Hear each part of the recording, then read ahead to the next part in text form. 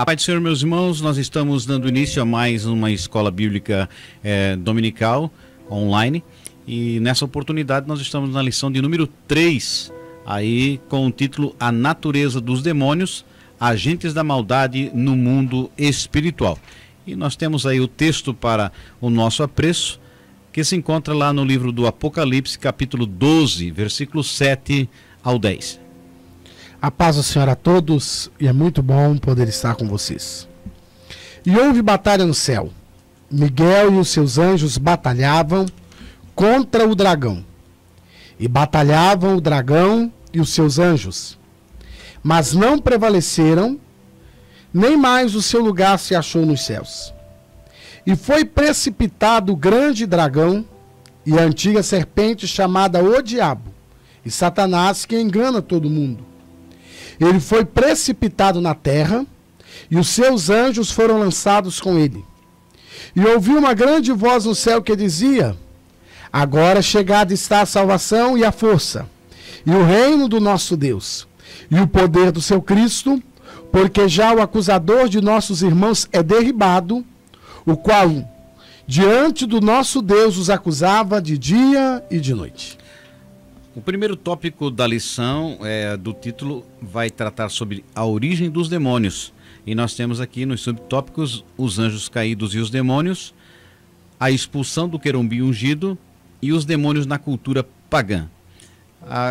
Na aula anterior nós tratamos dos anjos, né, a sua natureza, a hierarquia dos anjos. E nessa lição nós vamos agora tratar sobre a origem dos demônios. Segundo o mesmo estudo, é possível entender que nós temos a mesma origem. Os anjos foram criados numa mesma etapa. Como eles são seres espirituais, eles não são eternos, eles são imortais, diferente de Deus, que é eterno, sem princípio, sem fim. Por isso a palavra eterno. Então, quando nós tratamos de anjos e demônios, eles são seres espirituais dotados de raciocínio, racionalidade. Eles têm determinados poderes, são limitados, mas não são eternos. Então, nós olhando aqui para acompanhar, você que nos acompanha, você vai perceber que a origem deles foi a mesma etapa feita com os anjos bons.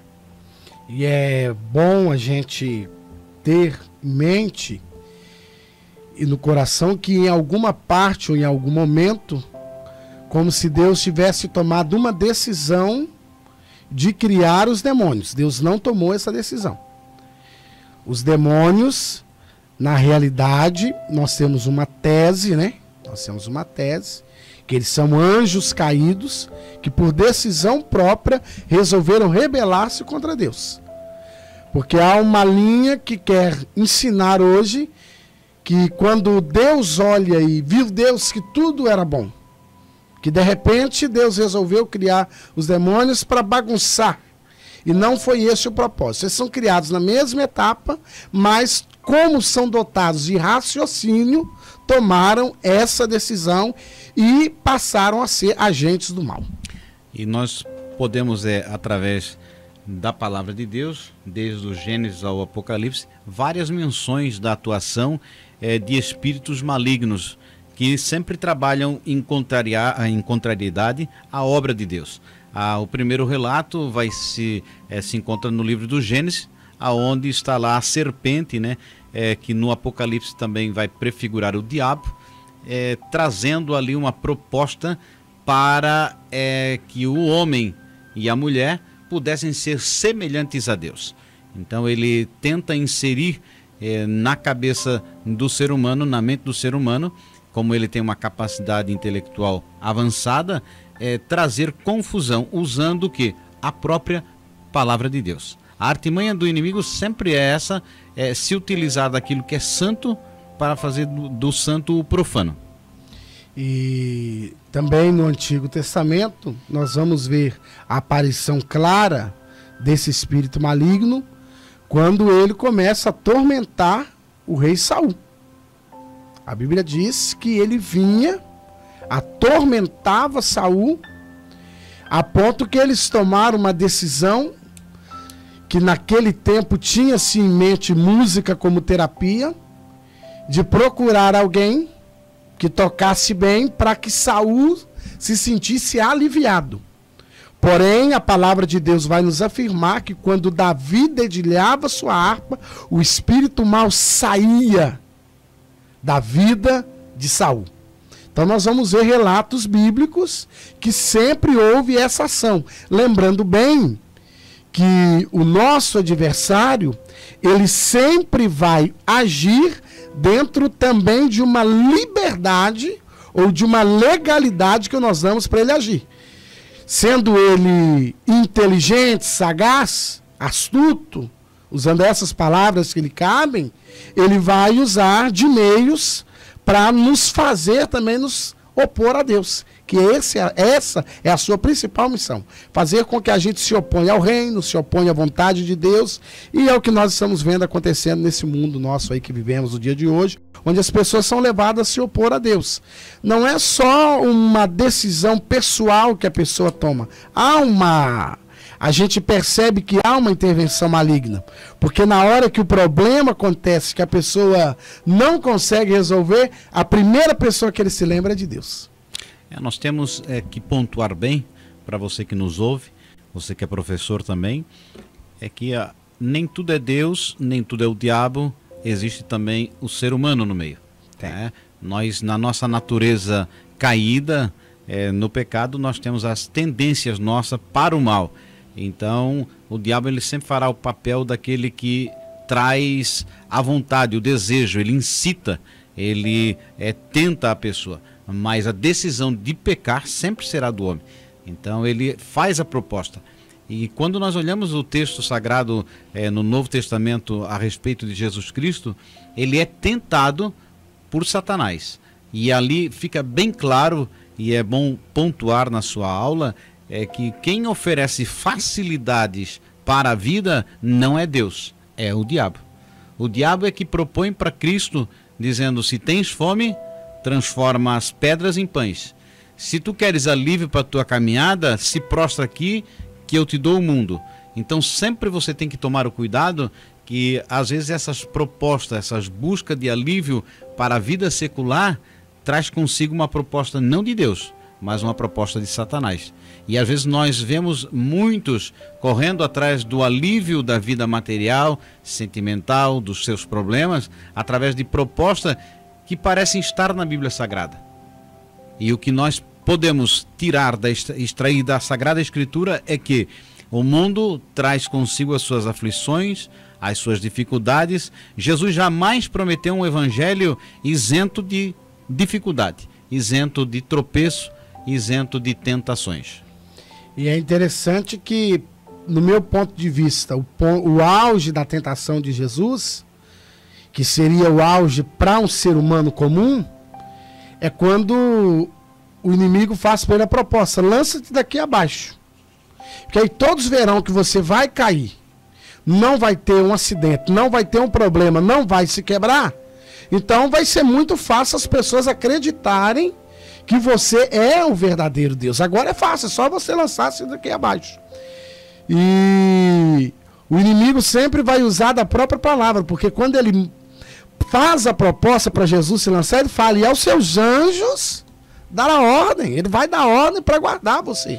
E Jesus também fazendo uso da própria palavra, mas também está escrito: não tentarás o Senhor seu Deus. Então a nossa ação como ser humano, que é muito importante, principalmente, eu creio que esse trimestre vem muito a calhar por ser começo de ano e devido ao aumento do misticismo no nosso país e também o misticismo crescente no meio cristão, que quando cresce, presbítero irmão Sérgio, lá fora não me apavora, porque a Bíblia diz que o mundo jaz no maligno.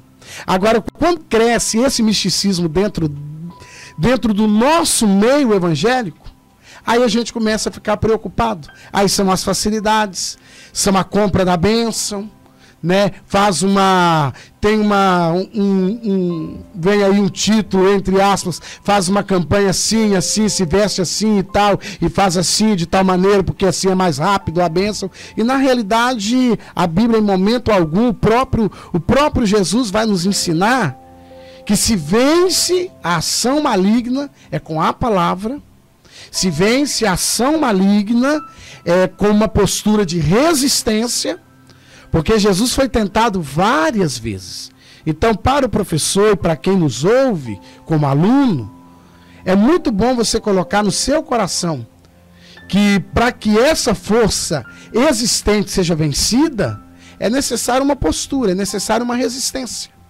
É necessário uma resistência. E a resistência nunca vai partir da parte de Deus. Há alguém que me ouve vai dizer, não, mas aí eu preciso que Deus intervenha 100%. Não.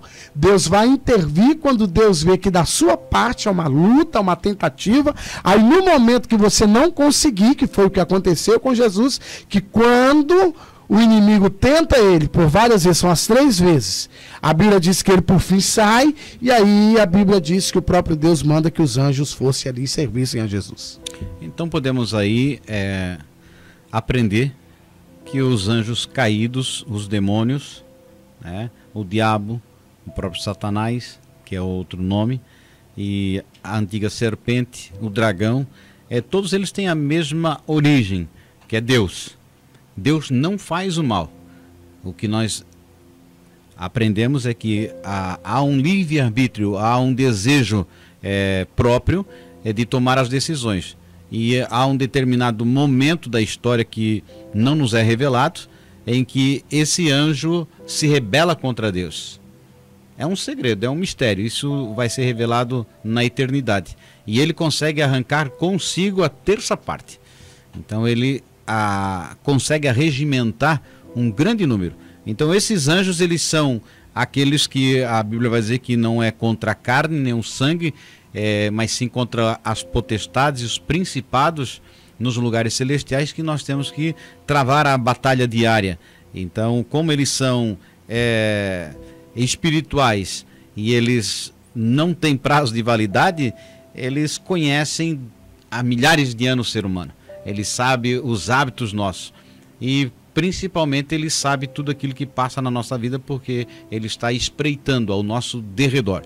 Então há um momento que eles caem, que é o segundo ponto, que é a expulsão do querubim ungido, e também algumas passagens pontuais, mas não podemos afirmar categoricamente, dizendo que se trata de Satanás que é lançado do céu.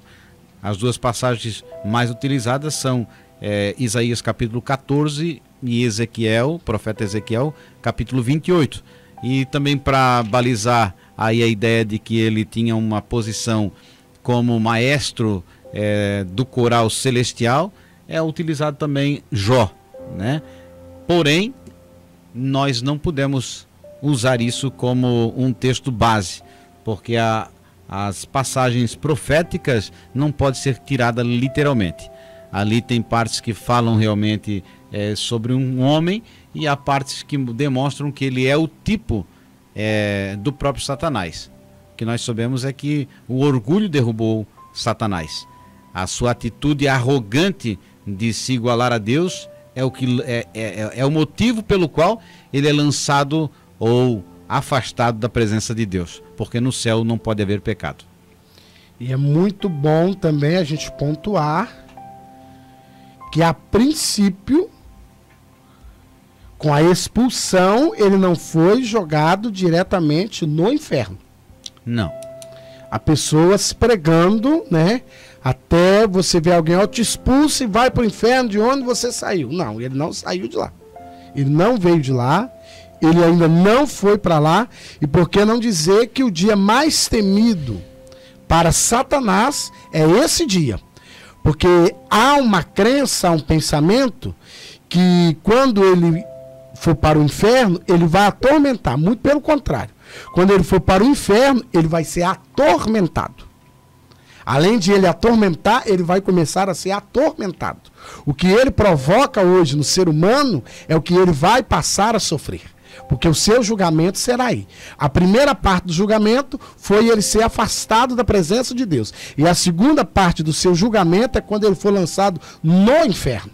Aí ali ele vai ser atormentado e ele vai passar o papel de atormentar, porque hoje, a princípio, não é esse que as pessoas imaginam, né? Com esse chifrinho na cabeça, com rabinho vermelhinho, com um tridentezinho na mão, cuspindo fogo e atormentando algumas almas em volta. Primeiro que, se ele, como anjo caído, nos apresentasse assim, era fácil. A gente venceria com facilidade.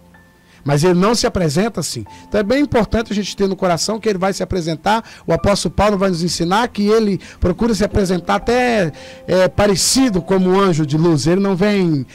Por isso que nós vemos as facilidades que ele apresenta. Ele não vem te assustando. Ele vai vir primeiro como um anjo, como alguém que vai até aparentemente vai te fazer o bem.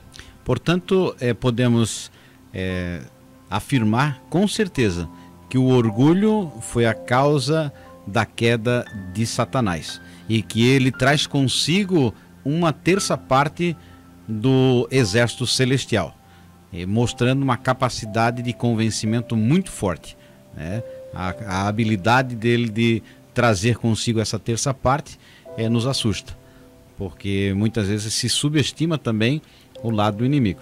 Nós não podemos tratá-lo como algo sem ameaça alguma. O óbvio que quando você está com Deus, nenhum mal lhe toca. Aí vem, se Deus é por nós, quem será contra nós? Por isso a presença de Deus como luz refuta o espírito das trevas. Então nós vemos aqui que também como disse o pastor agora, Luciano, a respeito desse pensamento, dessa ideia de um inimigo nessas cores, nessa forma, isso é muito cultura tradicional, essa Hollywood, né, filmes, e que vem trazendo sempre essas imagens e as pessoas já nem questionam mais, passam até a acreditar que está escrito até na Bíblia, porque não estudam. Então nós desmistificamos isso. Isso, e aí isso vai constar já no terceiro subtópico aqui, que é os demônios na cultura pagã. Né? Já haviam os desenhos antigos, como alguém com chifres, alguém com poderes. E na realidade o presbítero Sérgio pontuou algo muito importante aqui. Não precisamos ficar apavorados, mas jamais devemos ficar sossegados. Porque a ação do inimigo, do nosso adversário, como ele é imortal, e desde que Deus criou o homem, ele está por aí, ele é estrategista, ele é paciente. Então, o nosso adversário, ele não programa algo para amanhã. Ele programa algo para daqui um tempo, e aí ele vai trabalhando. Então ele tem poder de ação, e ele tem principalmente poder de convencimento. Ele consegue persuadir, porque é muito difícil até a gente conceber a ideia de que ele convence alguém, ou dois seres criados por Deus, dois seres humanos, que tinham um contato direto com o Senhor, de repente ele convence alguém que você vai ser igual, que você vai ter a mesma natureza, você vai ter os mesmos privilégios, e sendo que havia de Deus já para Adão uma sentença. Deus já havia dado uma sentença. E aí o que nós aprendemos com isso e podemos pontuar? Ele consegue convencer. Então, uma questão da gente não crer nessa cultura pagã aqui, da questão de desenhos e de seu formato e etc. Porém, não podemos jamais, queridos irmãos, abrir mão de que ele tem poder. Todo poder tem Jesus, mas poder ele tem para agir. Então nós terminamos assim a primeira parte e estaremos já passando agora para a segunda parte da lição, que vai tratar aí sobre a batalha no céu.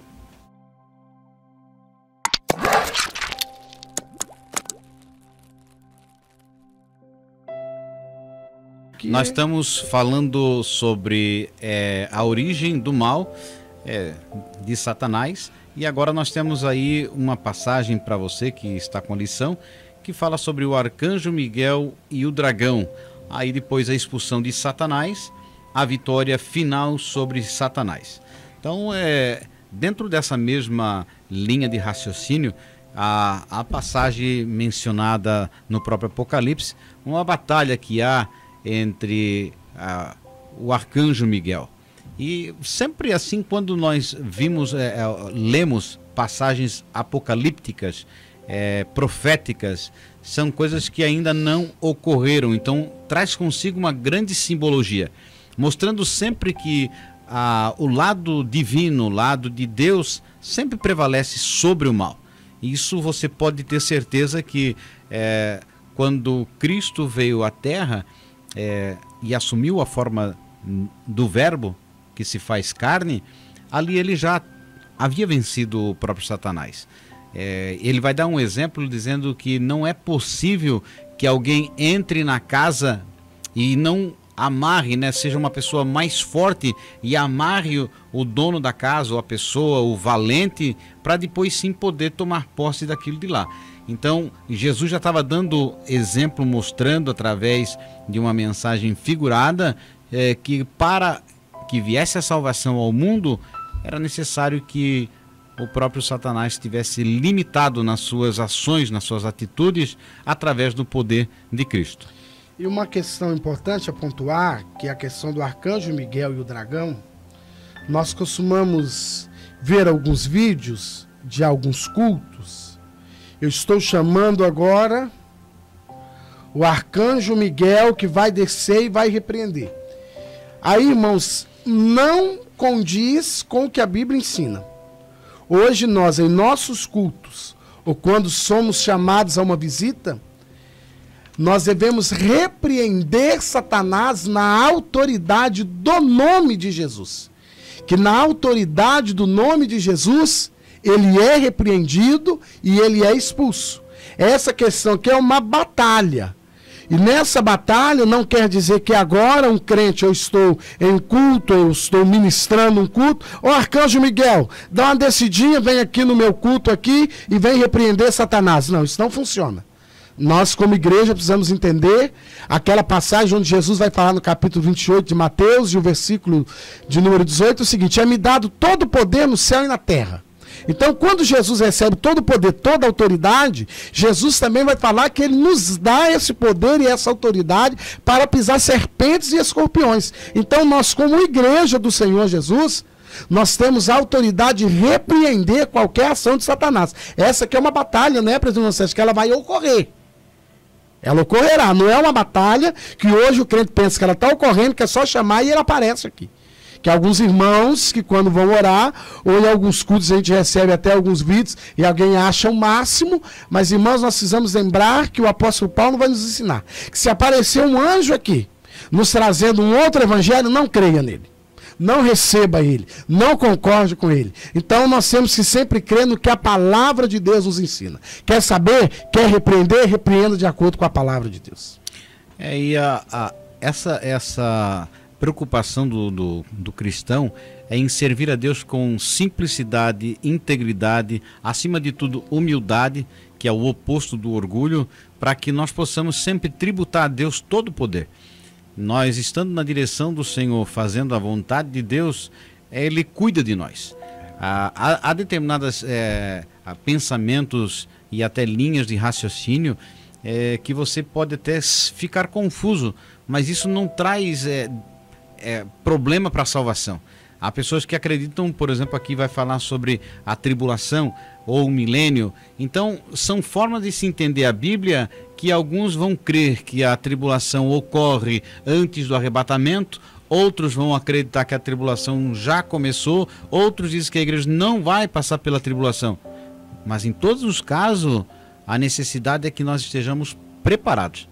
A nossa condição é ou vem a tribulação, ou não vem a tribulação, ou vai estar amarrado por 1000 anos para que não haja nenhum mal. Isso não cabe a nós, porque o que nós temos que fazer é viver uma vida em retidão à palavra, em sinceridade com Deus. E aí, caso ocorra a tribulação, caso haja um milênio, aí eu, por exemplo, não quero estar aqui. Não sei você. E é interessante também, irmãos, que a Bíblia vai sempre nos apontar para um norte que nada novo o diabo vai fazer, além do que ele já está fazendo. No Brasil, para a glória de Deus e pela sua infinita bondade, nós temos liberdade de culto. Nós podemos pregar em praça pública, nós podemos ter programas de rádio, programas de televisão, ter irmãos mais corajosos, eu louvo a Deus pela vida desses que estão nas ruas distribuindo literaturas, mas nós temos países no mundo que os irmãos já estão passando pela tribulação. Há países no mundo que os irmãos estão servindo ao Senhor em cavernas. Há países no mundo que os irmãos estão sendo arrastados. Há países no mundo que os irmãos estão sendo degolados. Mas aí o que é o mais importante no meio disso tudo? É que eu esteja como? Pronto. Que eu esteja como? Preparado. E eu vou coadunar aqui com o pensamento do presbítero irmão Sérgio. Acontecendo a tribulação, eu espero estar também com o Senhor para não precisar passar por ela aqui. Nós temos aí o texto sagrado, né, em Apocalipse, que vai dizer que o fim do diabo e seus anjos será amarrado e lançado dentro do inferno, e depois o inferno lançado dentro do lago de fogo. Quer dizer, essa é a condição final. A sentença de Satanás, do diabo e dos demônios já foi lavrada. Não há como serem eles convertidos, não há como eles voltarem ao arrependimento. No pecado deles não há arrependimento. Então eles só estão esperando o dia do juízo final. Diferentemente de nós, que temos a oportunidade de viver uma vida de obediência, santidade, separados do mundo, e sempre na humildade, o temor ao Senhor, que é o princípio de toda a sabedoria. Então, nesse tópico nós podemos avaliar o arcanjo Miguel e o dragão nessa luta, que podemos dizer que para mim não é uma luta, porque o Deus não precisa lutar contra Satanás. Isso é uma forma figurada de nós podermos entender que há sempre um conflito, mas jamais imaginar que há uma batalha renhida e que Miguel está passando o trabalho, ou que Gabriel pode até perder. Não, irmãos, Deus tem o controle de todas as coisas, Ele é soberano, e por isso nós temos que ter o cuidado de ler a Sagrada Escritura dentro do contexto, de uma forma humilde, buscando sempre nos prover de outros comentários, porque você imaginar que Deus é fraco a ponto de lutar contra Satanás, de forma alguma. E é interessante aqui, irmãos, que a sentença dele, como está lavrada, como seu final já está lavrado, então não é necessário lutar, ele só vai cumprir uma sentença. É mais ou menos como alguém que comete um crime, ele está em liberdade recorrendo, mas ele já tem uma sentença.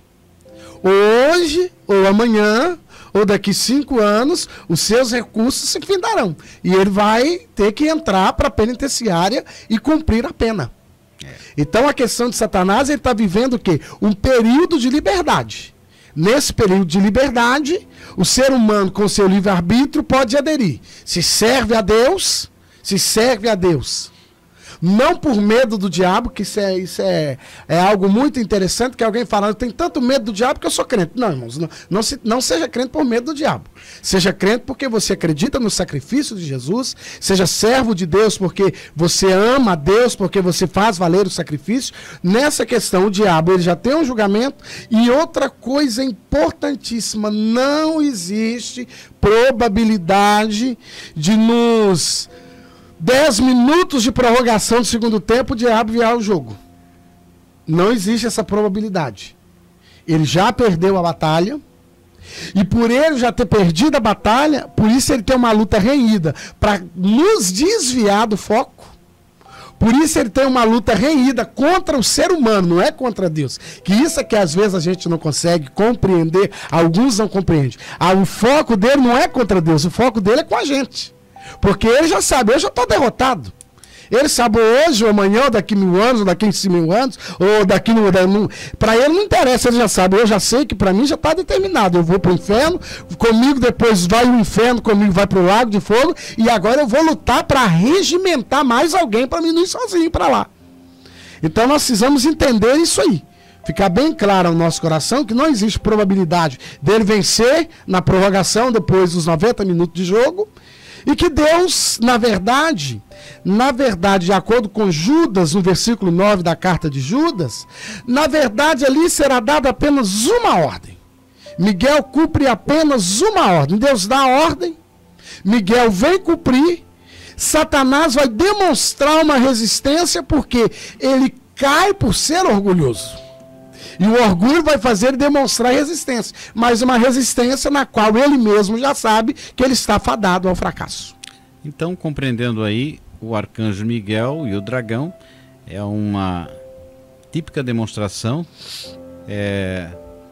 da vitória do bem contra o mal. E a expulsão de Satanás, como nós nos referimos um pouco na primeira parte, a Bíblia ela traz alguns pontos, né? A menção de Lucas capítulo 10, versículo 18, que o próprio Cristo vai falar que viu Satanás caindo como um raio.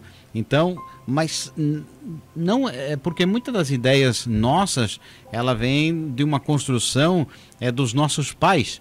Por exemplo, essa ideia de Ezequiel capítulo 28, Isaías capítulo 14, isso foi construído por Orígenes, lá mais ou menos entre 200 e 215 da era cristã. Orígenes constrói essa ideia, né?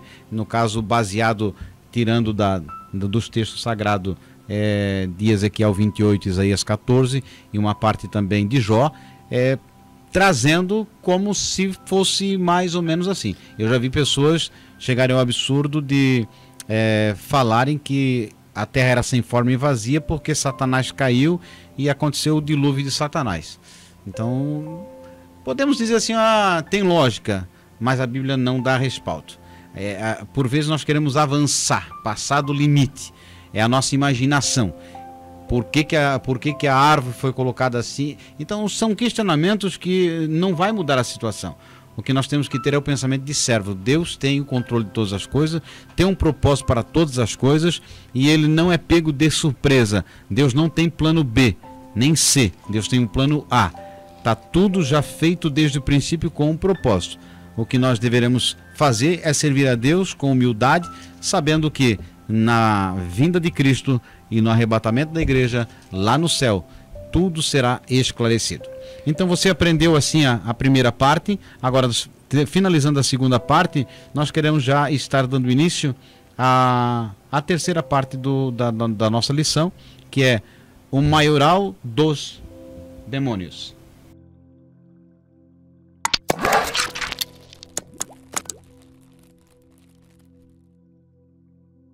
Então, esse ponto, o terceiro ponto, o maioral dos demônios, tratando-se de uma hierarquia, assim como há anjos, arcanjos, querubins, serafins, nas hostes da maldade existe também uma hierarquia que nós não sabemos definir ao certo. Há uma distinção clara entre Satanás e os demônios, que seriam a classe menor, ali o exército, né? E o general, quem sabe, o próprio Satanás.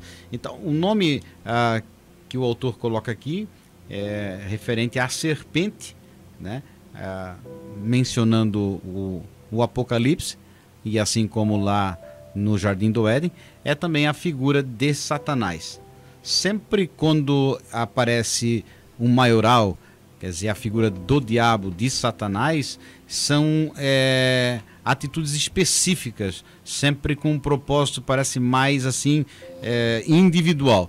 Então, aparece a figura da serpente como a prefiguração do mal, como ali como tem o bem, tem o mal. A representação do mal, quando nós falamos de mal, já pensamos em Satanás. Então a serpente é um dos nomes de Satanás, cujo objetivo sempre é e sempre será se opor a Deus.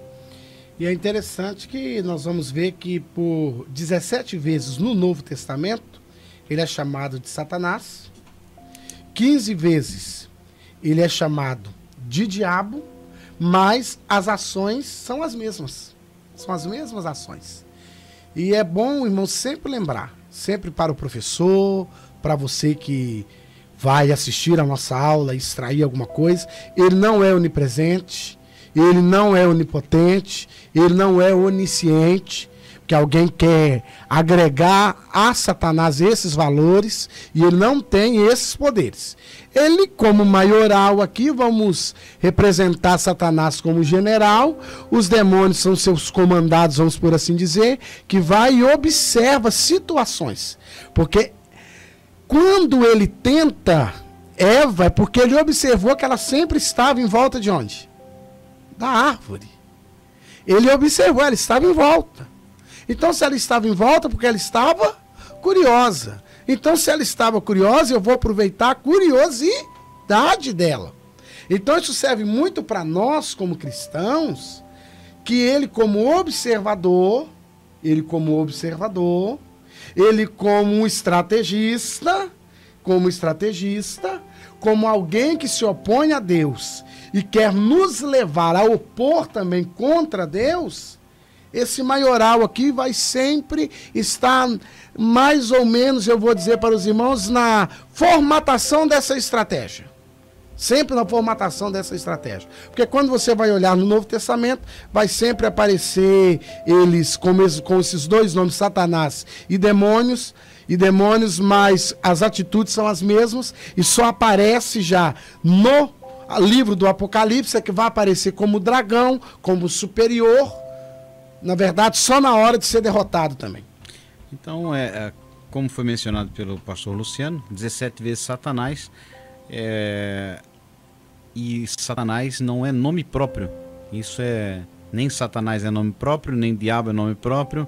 Na realidade, o inimigo não tem nome. Ele aqui apresenta-se como aquele que se torna um adversário. Satanás quer dizer adversário.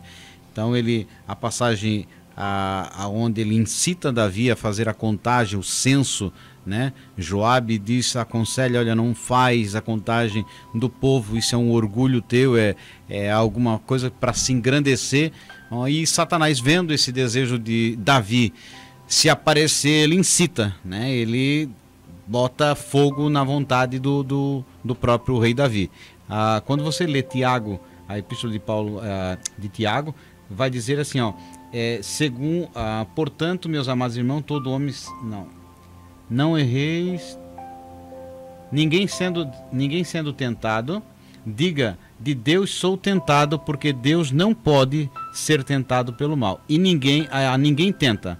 Aí ele vai no versículo 14, mas cada um é tentado quando atraído e engodado pela sua própria concupiscência, quer dizer, seu próprio desejo. Depois, havendo o desejo, a concupiscência concebido, dá à luz o pecado, e o pecado sendo consumado gera a morte. Como disse o pastor Luciano, eu demonstro, dou todas as evidências de que eu desejo algo, e aí o que aquele que está ao derredor vai colocando as coisas que eu demonstrei na minha frente. Então a culpa muitas vezes, ou quase sempre, não é do inimigo, mas é nós que damos brecha para o inimigo. Foi uma questão bem para a gente entender, para ficar bem pontuado, né, presbítero Sérgio? Quando Davi está em casa, seu exército está em batalha, e lá do alto do palácio ele observa uma linda mulher se banhando na sua casa. Quem observa a mulher? O diabo ou Davi? Davi. Porque o diabo não tem desejo. E não tem desejo. Há alguém tentando pregar por aí que ele precisa possuir alguém para ter prazeres. Ele não tem esse tipo de desejo, nem esse tipo de prazer. Mas quando ele percebeu o olhar de Davi, para onde? Porque Davi teve que parar. Foi necessário que Davi parasse em uma parte do alpendre e observasse. Ali ele lançou, aí que nós vamos entender que a Bíblia fala que ele lança os seus dardos inflamados. O que a Bíblia vai nos ensinar? Ele lança na nossa mente dardos envenenados. E esse veneno é o veneno do pecado.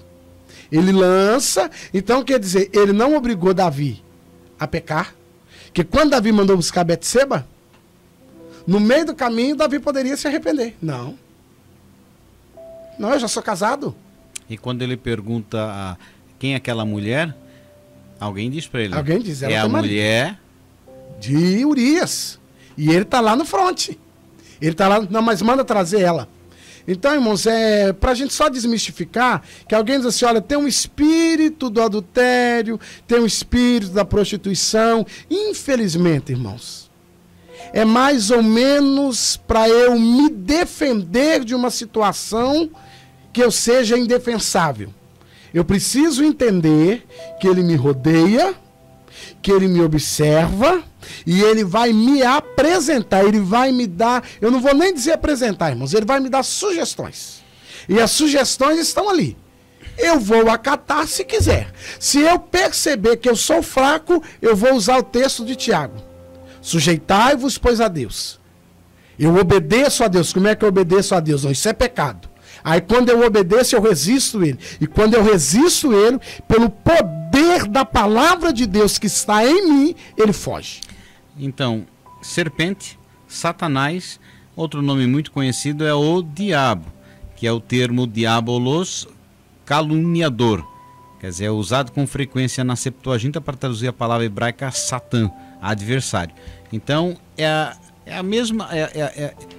o mesmo produto com rótulo diferente, né? E o importante é que se você teme ao Senhor e tem o seu coração sincero, obviamente que por mais que você venha a enfrentar dificuldades, ainda que você seja rodeado de problemas, o teu refúgio é o Senhor. Por isso nós temos aquela passagem dos Salmos que vai dizer que o Senhor é o meu pastor, né? E é linda essa, porque diz que ele é o meu pastor, de nada tenho falta, ele me completa. E até nós podemos dizer assim, não tenho falta nem de problema, não tenho falta de doença, não tenho falta de nada, nada me falta. É claro que é muito mais fácil dizer que não me falta o dinheiro, que não me falta, né? Mas nós podemos perceber que a presença de Deus é que dá a razão de nós não pecarmos. É a gratidão pela salvação que nos faz perseverar na caminhada. Então, quando nós olhamos aqui, o papel do diabo é só esse mesmo, ficar ao derredor observando. Gosta disso, apresenta. Gosta daquilo. Agora, quando você observa aquilo que você tem a fraqueza e você resiste, aí ele foge. É como se eu tivesse fraqueza na bebida alcoólica. No meu passado, por exemplo, eu bebia, então, ou eu fumava. Então eu vou num supermercado e de repente vou lá e compro alguma bebida alcoólica para deixar na geladeira. Quer dizer, na realidade eu estou botando alguma dificuldade, quer dizer, até motivando para que futuramente, deu um problema, discutir com alguém, fiquei nervoso, eu tenho um refúgio. Só um cálicezinho, né? Pra relaxar. 2 dedinhos. Então, se você tem tentação com alguma coisa, você foge, né? E tem coisas que nós, na realidade, o diabo até a gente pode resistir. Porque quando você está com Deus, você não tem que ter o medo do diabo. Você tem que temer a Deus e saber que ele estando com você, o diabo vai respeitar. Porque você é luz. O diabo tem essa consciência. Agora, quando você brinca com as coisas de Deus, aí sim. Quando você ama o pecado, aí tem que ter medo do diabo mesmo. E pontuando o que o presbítero Sérgio falou aqui, é uma passagem, alguém foi expulsar demônio. E eu te expulso em nome do Jesus de Paulo. Paulo eu sei quem é, Jesus eu sei quem é, e você, quem é? Então, vou lembrar aqui que é importante, irmãos. Ele está sempre observando. Você estando com o Senhor, você temendo a Deus, eu creio que essa vai ser uma preocupação, mas que não vai me trazer pavor.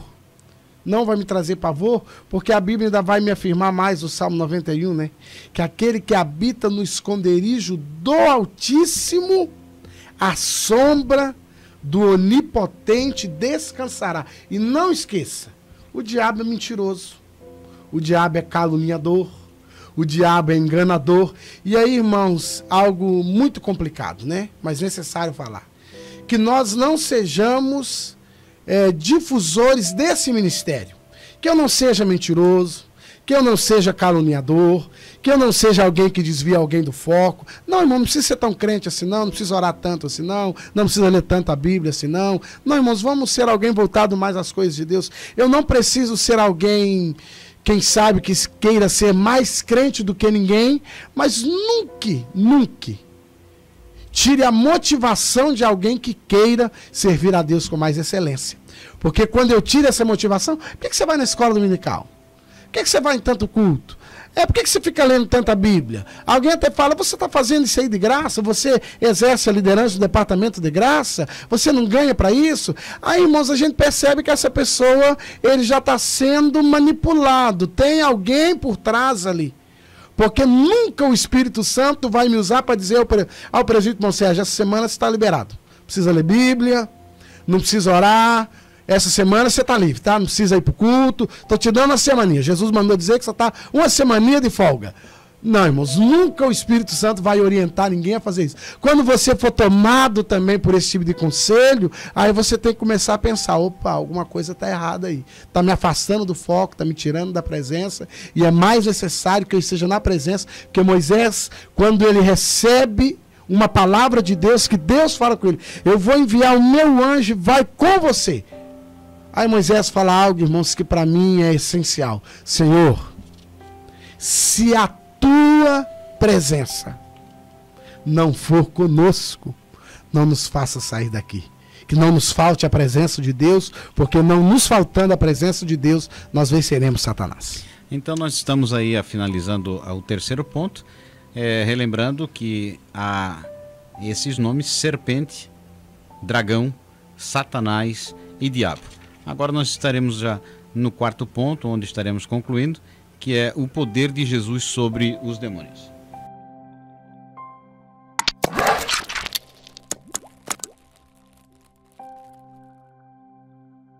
O poder de Jesus sobre os demônios. Nós falamos até agora sobre o maioral, né, sobre Satanás, colocando que, como ele não é onisciente, não é onipresente, né, e não é onipotente, a gente sabe que ele não é Deus. Então, por muitas vezes a pessoa está aqui imaginando, o diabo está em Balneário Camboriú, então ele não pode estar em Nova York. Se ele está no Japão, não pode estar na China. Então ele não está em todos os lugares. Ele não está limitado também a tempo. Ele pode, na mesma fração de segundo, estar aqui e sair daqui e estar em outro lugar. E como são espíritos enganadores, eles se assemelham. A 1 Timóteo, capítulo 4, versículo 1, vai dizer assim, mas o Espírito expressamente diz que nos últimos tempos apostatarão alguns da fé, dando ouvidos a espíritos enganadores e a doutrina de demônios. Então, a atuação dos demônios, assim como de Satanás, é fazer com que o cristão se afaste da sã doutrina, criar interpretações equivocadas da palavra de Deus, para que a pessoa permaneça crendo que está na palavra, mas é outro evangelho. Quer dizer, essa é uma grande preocupação. Hoje nós vemos aí o evangelho inclusivo, né, onde os homossexuais puxam que a Bíblia pode, né, ser tirada aquelas partes que condenam a homossexualidade, e assim eles podem também servir ao Senhor Jesus. Então isso é o que? É uma heresia. E tantas outras heresias que são formas de Satanás deturpar a palavra, como deturpou a palavra lá no Jardim do Éden, e assim como também se utilizou da mesma astúcia diante do Senhor Jesus. Há uns anos atrás, ou no começo da igreja, qual que era a estratégia de Satanás? Vamos matar esse povo. Vamos matar essa gente. Ele chegou à conclusão que quanto mais matava, mais crescia. Passado o tempo, no período de Constantino, vamos construir templo. Vamos agregar eles. Vamos trazer eles para perto do poder. Também não acabou com os crentes. Houve ali um corromper.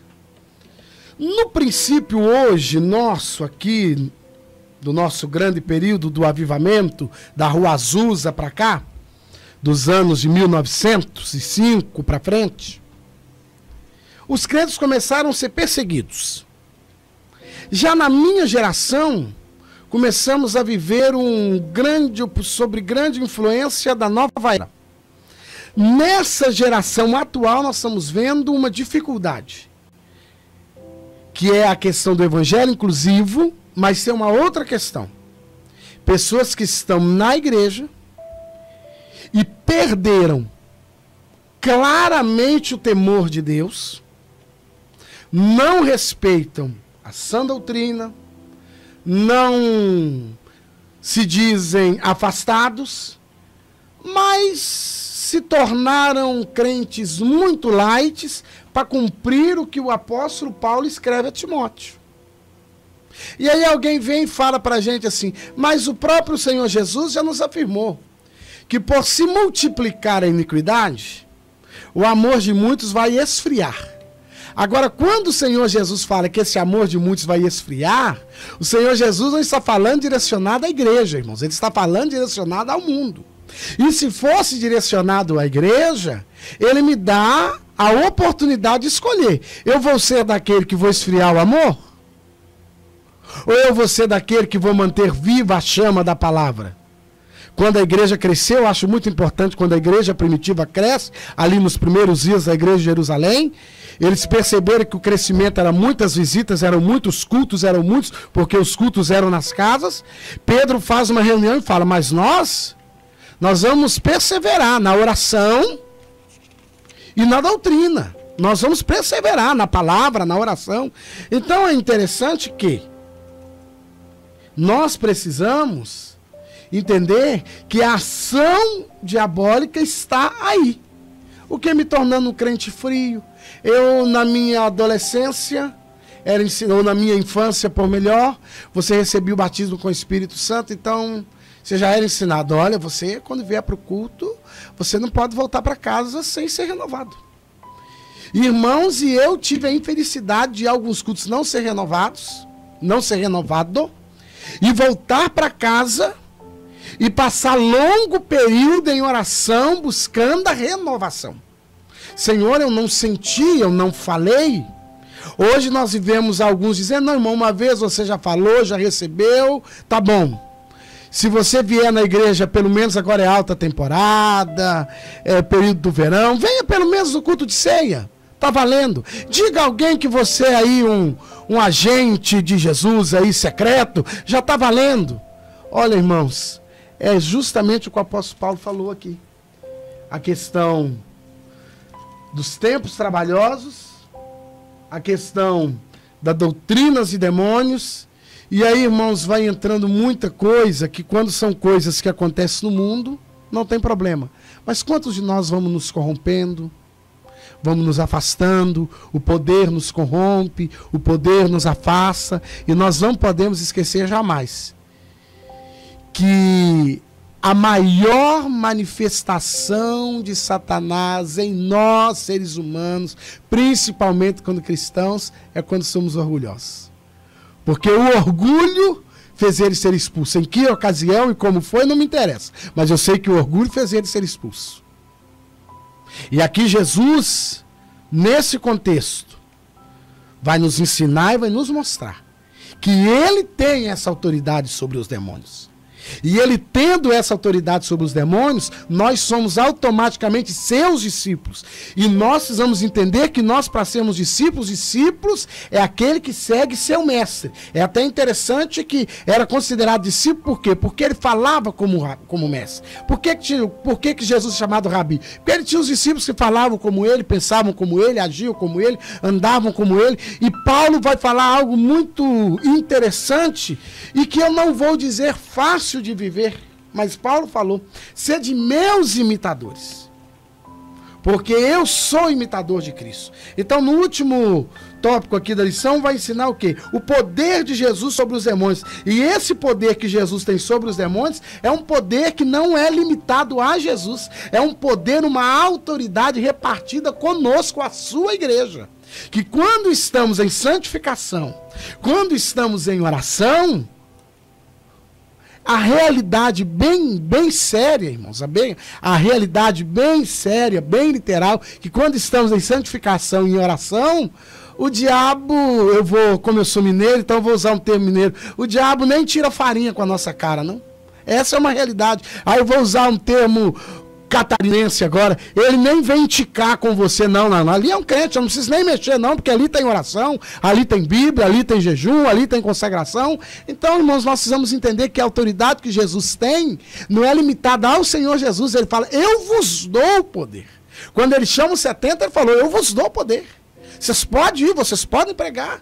Quando ele fala direcionado aos discípulos, ele fala, eu dou a vocês poder e autoridade para pisar serpente, escorpião. E Jesus já falou, mas se vocês beberem alguma coisa mortífera no meu nome, vocês não vão sofrer dano algum. Eu vos dou poder e autoridade. Então, nós podemos perceber aí, claramente que, diferentemente dos anjos, os espíritos imundos, os demônios, eles têm a capacidade de adentrar no corpo do ser humano. Os anjos não possuem corpos de seres humanos, não adentram a alma do ser humano. Já os demônios, eles são invasivos. Tendo oportunidade, tendo abertura, eles passam a residir dentro da pessoa. É o caso do gadareno, quando ali Jesus vai para expulsar, e aí ele diz que não é só um, mas é uma legião. Então são milhares de anjos caídos dentro do corpo do ser humano. Óbvio que talvez você já tenha visto crianças possessas, né, onde adultos não conseguem segurar por causa da força descomunal que tem uma pessoa possuída por espíritos malignos. Fazem coisas assim absurdas, são possessões, mas isso é um assunto para a próxima lição.